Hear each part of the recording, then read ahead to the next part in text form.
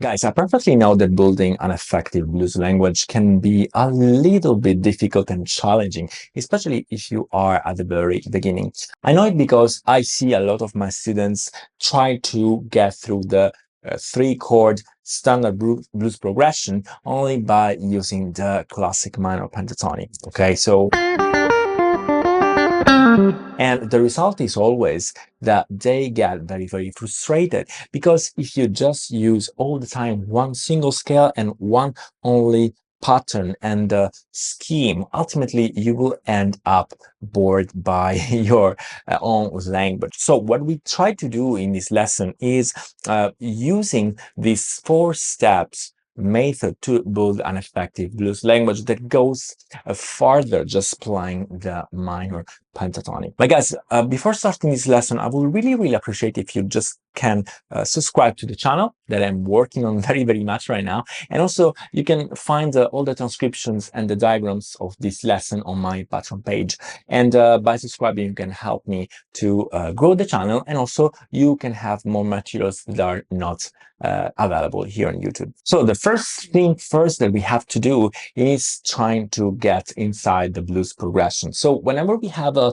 standard G blues progression, we always have 3 degrees, okay? We always have the G, which is the 1st degree. We have a C 7th, which is the 4th degree, and we have a D7th, which is the 5th degree, okay? We always have 7th dominant chord, so it means that we always have chords that are made by the note 1, major 3rd, perfect 5th, and minor 7th. Okay, so the first method, the first approach that you have to do is try to play all these chords in every position of the neck. So don't make it too overcomplicated. What we have to do is trying to visualize all the standard cage chords and to just play them over the 5 different positions on the neck. So we try this on a G, for example, and then we have this one, then this one,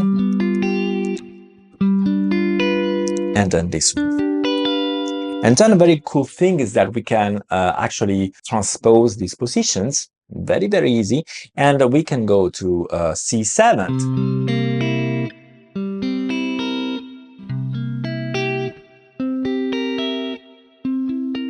Positions are always the same, and we can do also the same for the 5th degree, D7.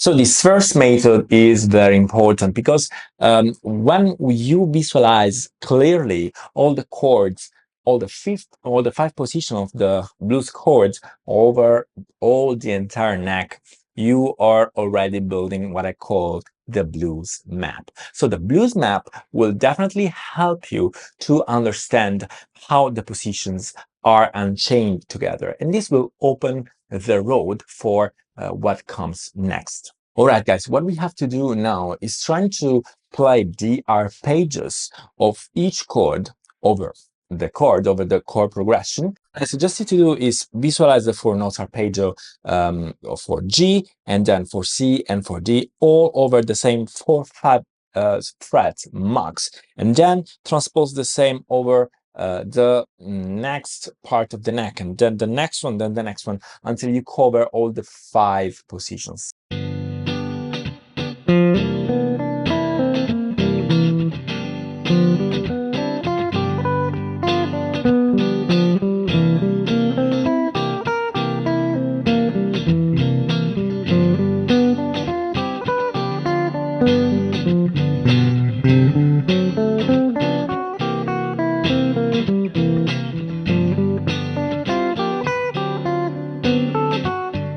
All right, folks, the next step is visualizing the major pentatonic and blues scales over each different chord. Okay, the reason why I don't talk about, for now, the classic minor pentatonic is that we definitely have enough. Okay, so what I try to do right now is to get you out from there, even if it's very, very important. Okay, so what we try to do right now is trying to play the pentatonics, so the G pentatonic, the C pentatonic, and the D pentatonic or major pentatonic over each different chord. So the first thing we have to do is to visualize those scales, and we also have to put in the blue notes. So what we will have here for the G position and for the G chord will be or,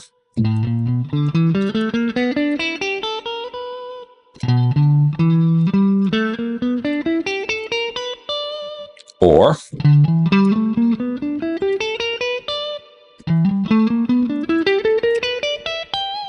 and then we go to C.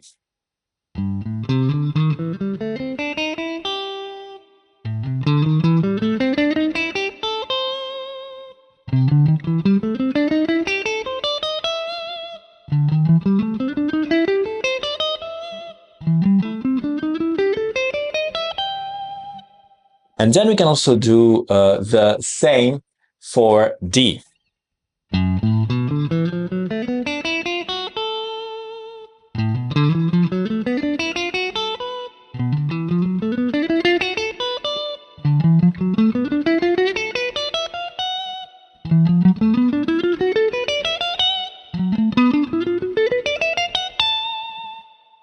So perfect. Now that we have all the pentatonic map with the blue notes, so basically we have all the major blues scale for each chord, what we have to do is try to have the same exercise that we had before with the arpeggios, basically, but this time only with the major pentatonics plus the blue notes. So major blues scale for each chord.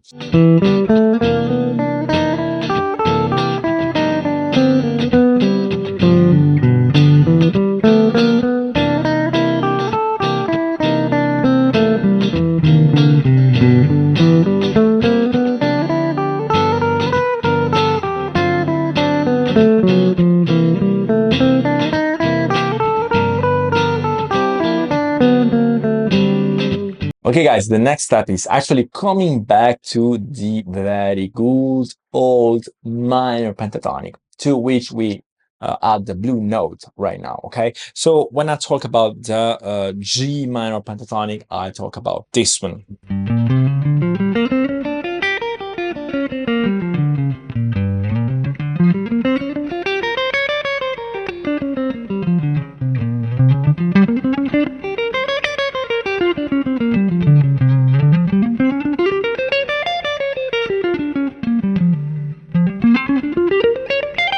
When we play this pentatonic, of course, we add the blue note, okay, that is always located. Okay, that gives the blues sound, and this actually becomes the blues minor scale, okay? And the blues minor scale is very important because, as Stevie Ray Vaughan used to do, we can play it over and over along all these 5 positions, and it will always fit. This is absolutely magical.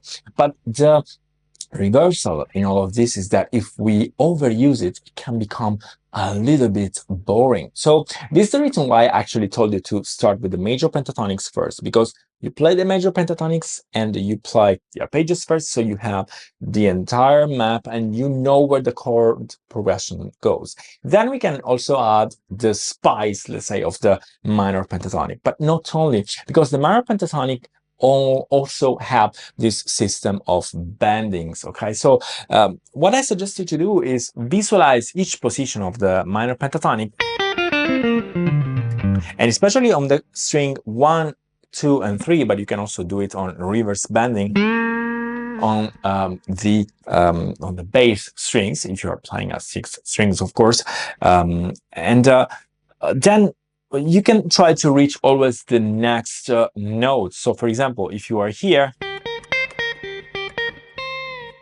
you can do the same also on the second string and on the third.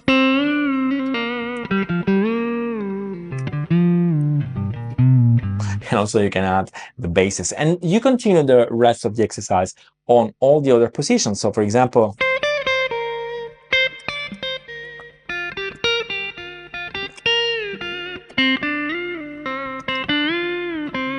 And then we go on the basses.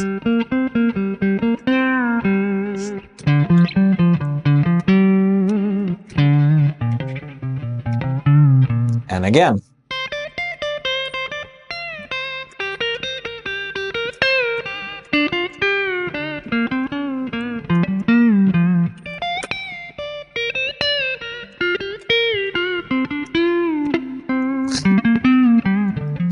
And then again.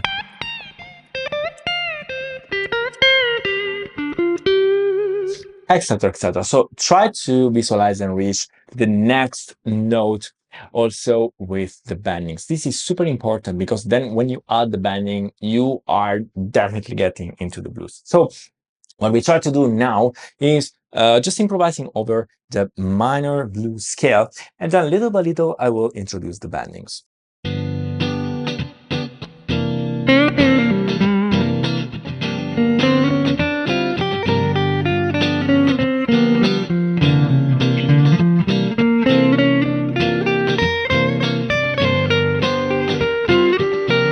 Every note fits perfectly,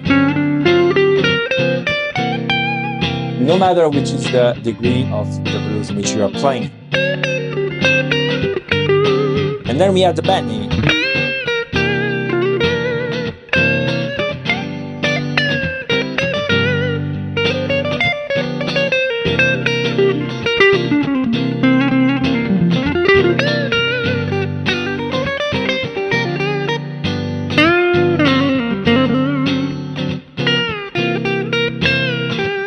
Try to visualize horizontally and vertically different position.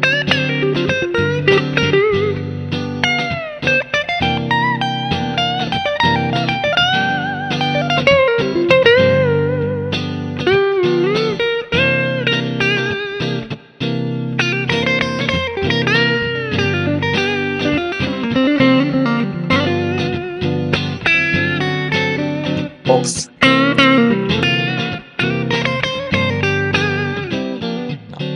Okay, guys, the next step is maybe the most difficult, but I assure you that it is absolutely useful and will change completely your playing. Because now, once you have clear all the entire map with the arpeggios, with the major pentatonics, and with the minor pentatonics and the relative blues scales, and of course all the bending maps, what you can do is try to put everything together. But if you do it on the chord progression, it's super easy, right? So you have to try to make your lines so easy to understand that everyone outside there that is listening to you will exactly recognize where you are at. So now you don't have to think anymore as an harmonic instrument like the guitar. You have to try to be more or less like a saxophone player. And we have to focus mostly on playing on the metronome on the 2 and the 4. You say, what? Yes, on the 2 and the 4. So what we have to try to do is playing with the metronome that actually stands on the 1, 2, 3, 4, 1, 2, 3, 4 only. And we don't have to have any other accompaniment on the background. This will totally help you guys because it is amazing to build your sense of rhythm, and ultimately you are obliged to think carefully to each note. 1, 2, 3, 4.